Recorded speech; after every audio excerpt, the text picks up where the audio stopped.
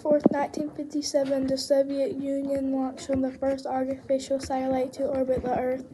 All over the world, people watched the skies trying to catch a glimpse of the small moving light. This launch was the beginning of the space race that lasted until 1975.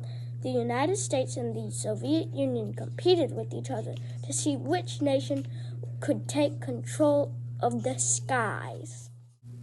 Schools began to spend more time on science, technology, and math, and many important advances in communications, healthcare, and cooperation between countries resulted from this new interest in science. On July 20th, 1969, the U.S. accomplished a major milestone by putting a person on the moon for the first time ever in the Apollo 11 mission.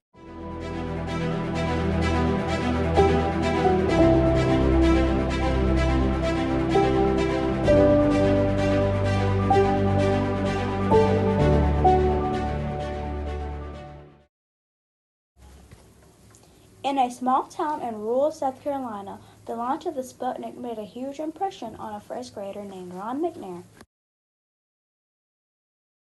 This young man was interested in a lot of things.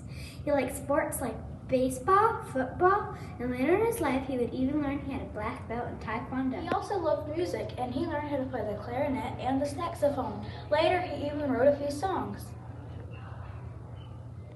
But when he was in first grade, Adrian was born. Suddenly, he became fascinated with the idea that humans could actually learn about outer space.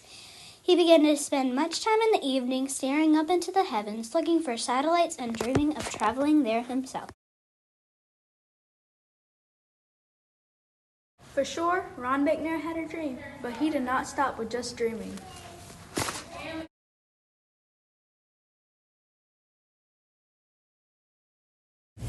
Whether or not you reach your goals in life depends entirely on how well you prepare for them and how badly you want them. One of Dr. McNair's high school classmates said this about him. We all knew that Ron was smarter than the rest of us. We all knew that he was going to get 100 on the test. However, this determination made the rest of us eager to study hard and at least get a 99.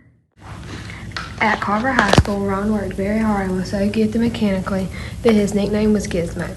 He was valedictorian of his high school class and earned a scholarship to North Carolina Agricultural and Technical State University.